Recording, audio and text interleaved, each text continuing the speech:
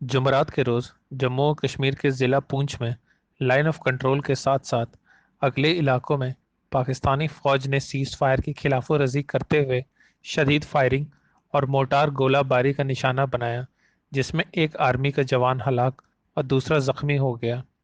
ایک دفاعی spokes person نے بتایا کہ پاک فوج نے بدھ کی رات مانک کوٹ اور کرشنا گھاٹی سیکٹر میں کنٹرول لائن کے کنارے چھوٹے ہتھیاروں سے فائرنگ اور مارٹروں کی شدید گولہ باری کے ذریعے جنگ بندی کی بلا اشتعال خلاف ورزی کا آغاز کیا۔ انہوں نے مزید کہا کہ ہندوستانی فوج نے مناسب امداد میں جوابی کارروائی کی۔